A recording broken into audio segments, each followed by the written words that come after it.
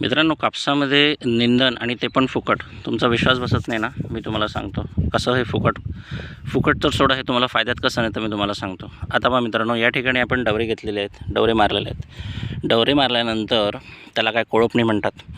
त्याच्यानंतर आपण त्याला एकदम कोर लावायला सांगितली होती, म्हणजे असं झाडापासून एकदम जवळून त्यांनी डवरे घेतलेले आहेत. छानपैकी काम झालेलं आहे. आता होतं काय मित्रांनो, कोर मारण्यामध्ये काही जे झाडं असतात ना, ते अशा प्रकारे मातीखाली दबतात. आणि तुम्हाला काय सांगायचं आहे बायांना, की हे जे झाडं जे मातीखाली दबलेले आहेत ना, यांना तुम्हाला मोकळे करत चालायचं. तुम्ही बायांना नाही सांगितलं तर त्या हे करतात, इग्नोर करतात, लक्षात येत नाही आणि मग म्हणतात की डवऱ्याच्याने दबलेले आहेत, आमची काही चूक नाही. ठीक आहे, जरी त्यांची चूक नसेल ना, तरी त्यांना निंदन करताना हे झाडं तुम्ही आता मोकळे करायला सांगा. आता या शेताची लांबी मित्रांनो, या धुऱ्यापासून तर ते या मागच्या धुऱ्यापर्यंत 350 फूट होती. 350 फुटामध्ये मित्रांनो काय झालं, मी हे तासानी चालून ना असे दबलेले झाडं मोजले, तर मला मिनिमम झाडं जवळपास 20 आणि 20च्या वरच आढळले एका तासामध्ये. 40 पण आढळले कुठल्या तासामध्ये. आपण याचा ॲव्हरेज 30 पकडूया.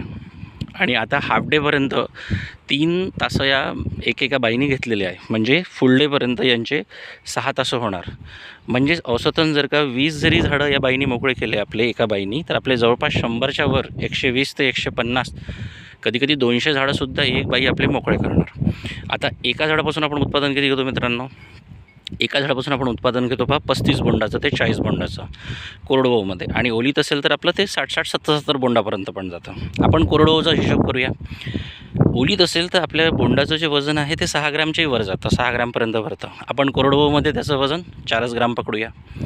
तर 30 बोंड प्रत्येक झाडं जर का आपल्याला मिळाले आणि 4 ग्रॅम जर का त्याचं वजन असेल, तर 100 ग्रॅमच्या वर म्हणजे 120 ग्रॅम ते 150 ग्रॅम आपण एका झाडापासून उत्पादन घेतो. आता 150 ग्रॅम म्हणजे आता 100 रुपये किलो, 90 रुपये किलो कापूस तर सध्या आहे मित्रांनो. आता 90 रुपये किलो जर का कापूस असेल आणि 150 ग्रॅम जर आपण का विचार केला, तर आपल्याला साधारणतः हे झाड आहे ना, एक झाड ते 15 ते 20 रुपयाला आपल्याला पडतं आहे.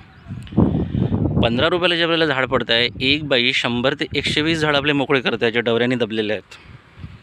म्हणजे एका बाईपासून आपण 2000 रुपयाचा नफा आज कमवतो आहे या ठिकाणी साधारणतः.